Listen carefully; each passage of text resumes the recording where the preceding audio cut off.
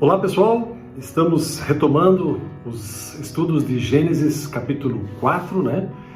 E quero convidá-los então desde já para que vocês possam estar abrindo a palavra do Senhor no capítulo 4, porque nós vamos dar seguimento àquilo que nós já vimos semana passada, a continuação da história de Caim, né? No caso a história de Caim porque obviamente Abel já está nessa altura do campeonato, ele já foi morto pelo seu próprio irmão.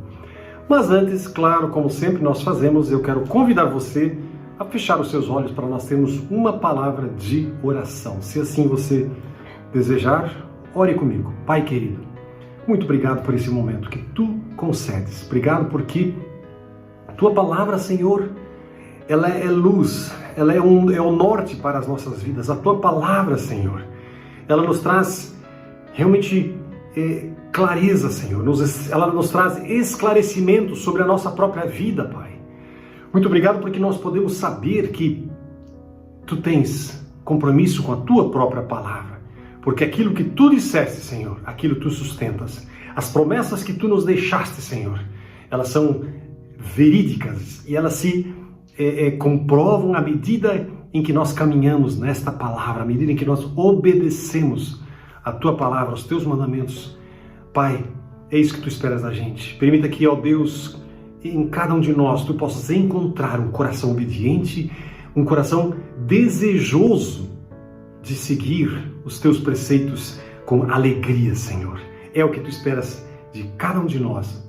E assim, ó Deus, eu oro e clamo e peço para que esse momento o Teu Espírito Santo esteja esclarecendo, iluminando esta palavra, para que o nome de Jesus seja honrado e glorificado. Assim eu oro e agradeço desde já, em nome do Senhor Jesus Cristo. Amém. Então, amados, vamos lá, vamos para Gênesis capítulo 4. Nós vimos até então a história, né, da morte de Abel, porque Caim, ele invejou profundamente seu irmão. Ele não tinha dentro de si uma adoração verdadeira, uma adoração real. Mas, na verdade, ele estava preocupado com outras coisas, né? O seu coração estava longe de Deus. Apesar de ter um contato com Deus, apesar de o próprio Deus ter falado com ele, né? A gente percebe isso no diálogo que houve. Ele não seguiu, ele não temeu a esse Deus, a esse Senhor dos Senhores e Rei dos Reis, mas ele seguiu os seus próprios caminhos e andou, né, por uma vida errante, triste, né? E uma das coisas uma verdade que a gente percebe aqui, pessoas podem ter um contato com Deus, pessoas podem ter tido uma experiência com Deus, pessoas podem ter ouvido, quem sabe até a voz do Senhor, e mesmo assim elas descartam, rejeitam, elas não seguem os mandamentos do Senhor e não seguem a esse Senhor, porque o coração deles não está voltado para Ele, para o Senhor. Está voltado para os seus interesses, ou quaisquer outros que sejam. É disso que nós precisamos nos livrar. Outros interesses que não sejam agradar, adorar a Deus, né, viver para Ele, porque ali nós encontramos a alegria. Então, amados, convido então para que possamos ler lá em capítulo 4, verso de número 17 em diante. Então, ali diz assim, ó: Caim teve relações com a sua mulher, que engravidou e deu à luz a Enoque. Esse Enoque não é o Enoque que andava com Deus, tá? Só para, né? É o filho de Caim. Então Caim fundou uma cidade, a qual deu o nome de Enoque, como seu filho. Enoque teve um filho chamado Irade.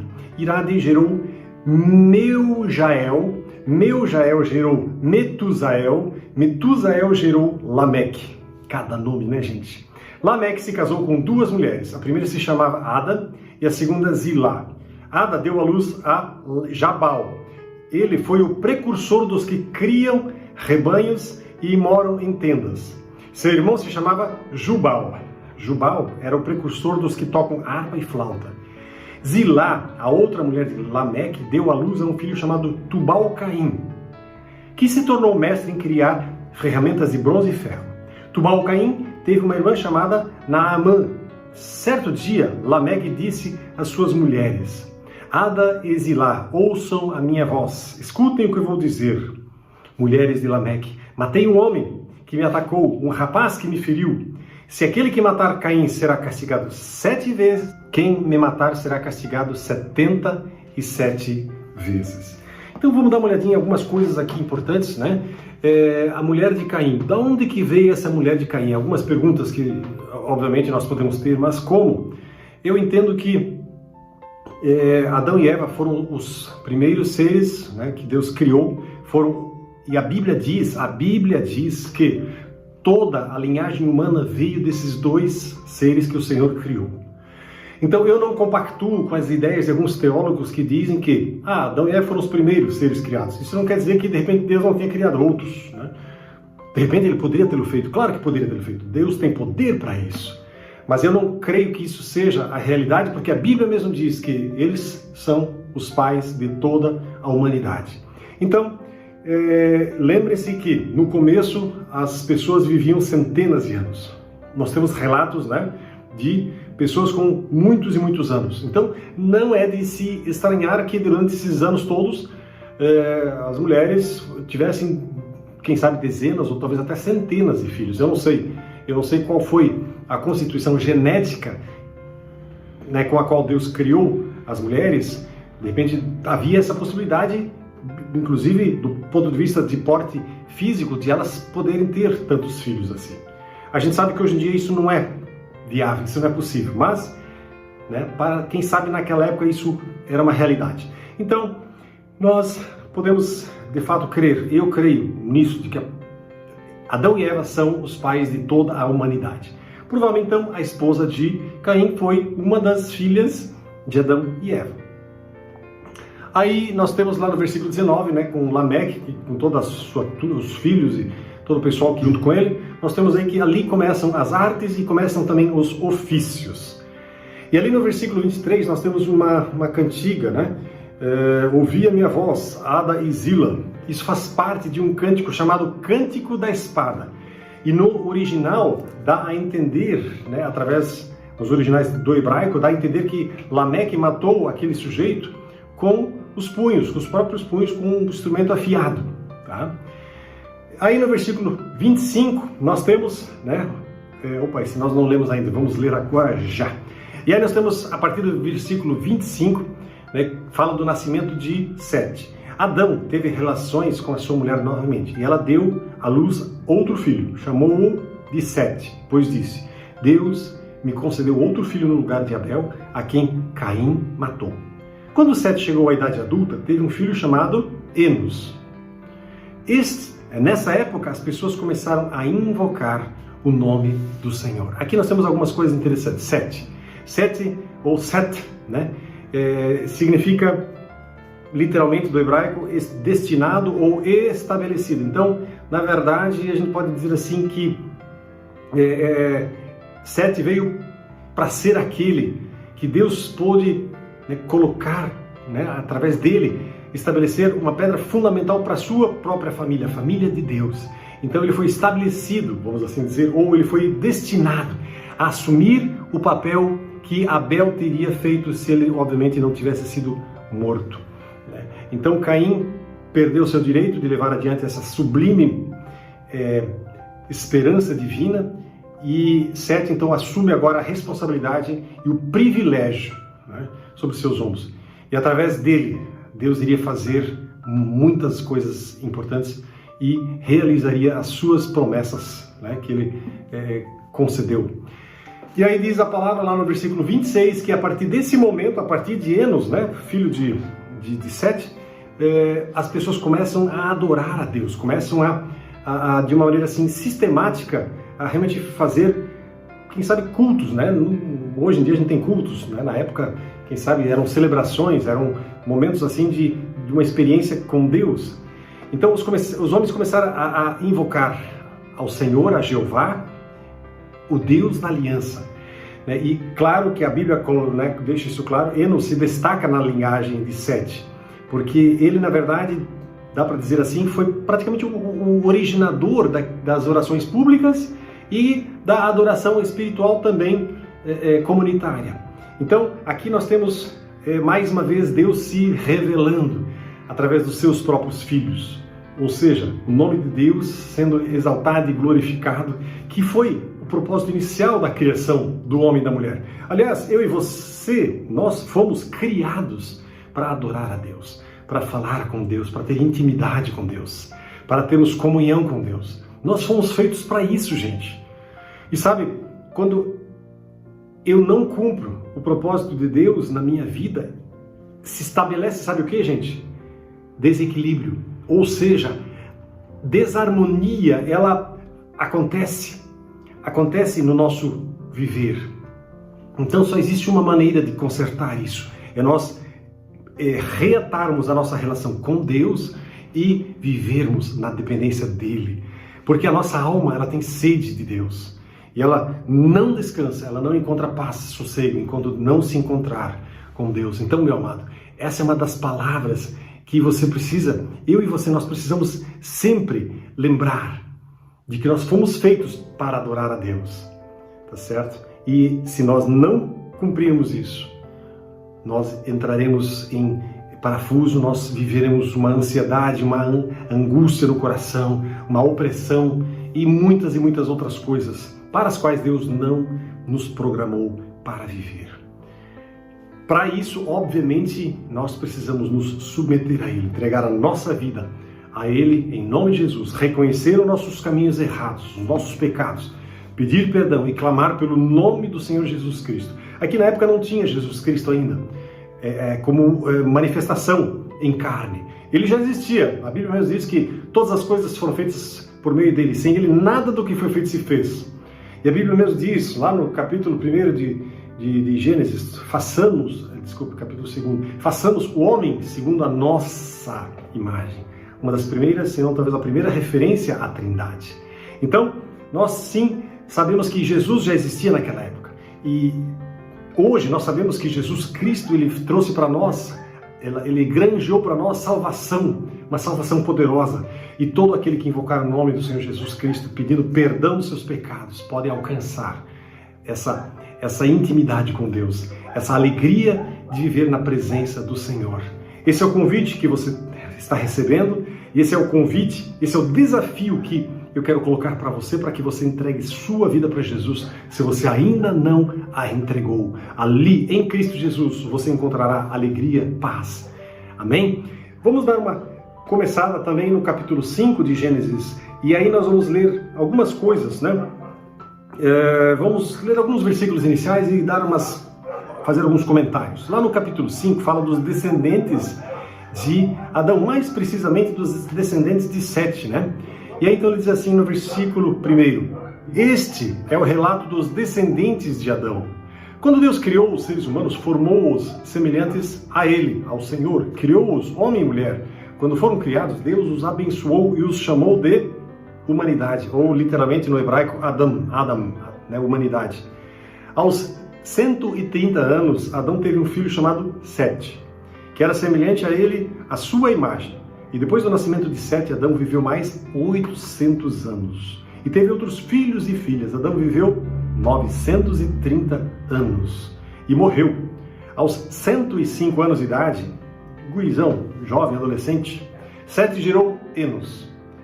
Depois do nascimento de Enos, Sete viveu mais 807 anos e teve outros filhos e filhas. Sete viveu, ao todo no caso, 912 anos e morreu. Aos 90 anos, Enos gerou Cainã. Depois do nascimento de Cainã, Enos viveu mais 815 anos e teve outros filhos e filhas, e Enos viveu 905 anos e morreu. Até o versículo 11, e aí vamos falar algumas coisas aqui sobre esse trecho. Então, o capítulo 5 coloca a linhagem piedosa de Sete, né, que contrasta com a linhagem ímpia de Caim que nós vimos até o capítulo 4, final do capítulo 4.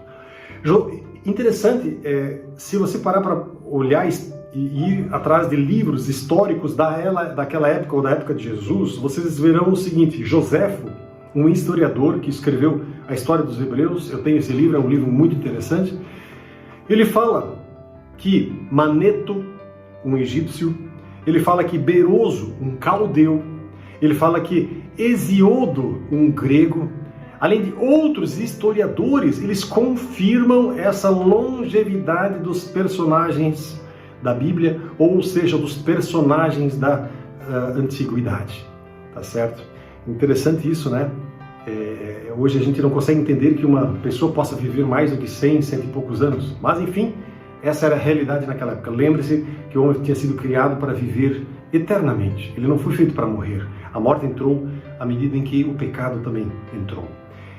Outra coisa importante para se atentar nessas genealogias, aqui elas obviamente não são completas. A Bíblia diz, por exemplo, que Adão e Eva tiveram filhos e filhas. Não se diz quantos, nem o seu número. Então nós não sabemos exatamente detalhes. A Bíblia não se prende a esses detalhes. E aí no versículo 3 diz a palavra que Adão gerou um filho. O propósito, né, das genealogias bíblicas é o quê? Traçar uma linha de primogenitura e não necessariamente, né, uma cronologia completa dos seus respectivos, né, nascimentos. Não, pelo contrário. E aí a Bíblia diz que Adão viveu 930 anos.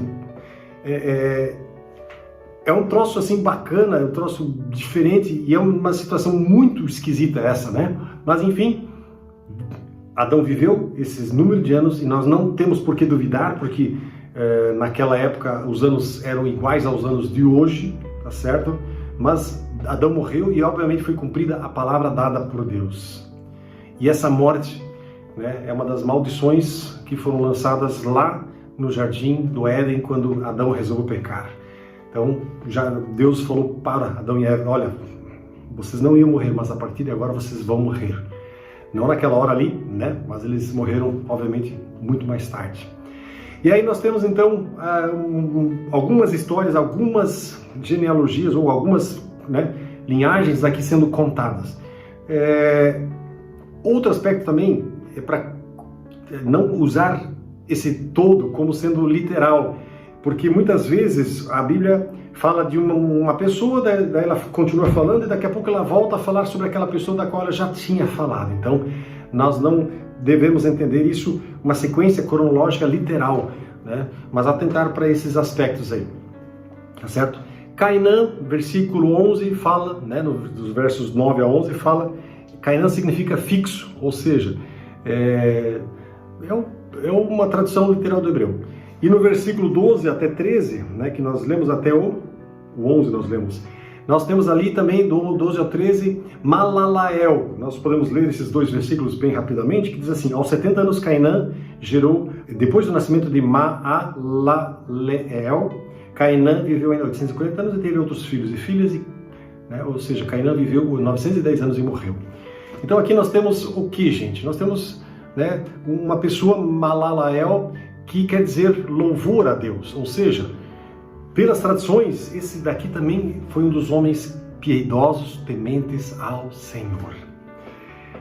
Aqui nós percebemos uma coisa interessante, né? Nós vamos dar uma parada na leitura da Bíblia, mas uma das coisas que eu acho impressionante, à medida que os anos vão passando, nós temos pessoas vivendo, e entre essas nós temos aqueles que servem e que temem a Deus e que se voltam, se prostram a Deus. Mas nós também temos aquelas pessoas que não servem a Deus e que não temem a Deus e que em alguns casos afrontam a Deus, rejeitam a Deus e que inclusive negam a Deus, que é o que nós estamos vivendo nos nossos dias atuais, pessoas que negam a existência de Deus. Mas sabe, amados, mais certo do que eu estar aqui e você estar me ouvindo e vendo é a presença de Deus. É a presença de Deus. E Deus, Ele quer se revelar a você. Deus quer se manifestar a você. Deus quer Ele quer de algum jeito participar, não só participar, mas ele quer ser o dono da sua vida. Ele quer ser sua luz, a sua vida, a sua alegria. E é por isso que eu quero também deixar este lembrete para cada um de nós. A palavra de Deus, essa palavra que nós acabamos de ler, ela nos chama para dar uma resposta para Ele. Qual é a resposta que você vai dar para Deus? Hein? Fala com Ele. Diga para Ele.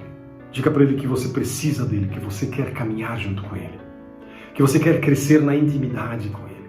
Fala com Ele. Ele está esperando você. Ele está esperando ouvir você falar. Amém? Quero orar. Pai querido, muito obrigado pela palavra que Tu nos deixaste, que tem tanto e tanto para nos ensinar. Muitas instruções, mesmo essa parte histórica que nós estamos vendo. Há coisas que nós podemos aprender com aqueles que viveram no passado, os que andaram contigo, e também podemos aprender com aqueles que não andaram contigo. Aprender a não seguir esse tipo de conselho, esse tipo de exemplo, mas sim seguir o exemplo das pessoas que viveram sob tua presença, sob tua orientação. Porque a Bíblia nos deixa com muita clareza que essas pessoas, elas colheram alegria, paz e harmonia no seu dia a dia. Muito obrigado por isso, Pai.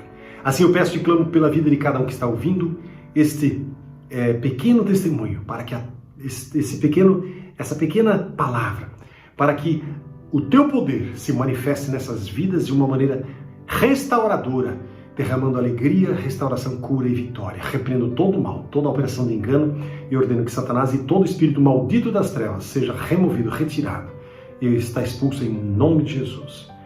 E eu declaro sobre cada vida, cura, libertação, vitória e alegria em nome de Jesus. Amém. Deus abençoe vocês em nome do Senhor Jesus. Amém.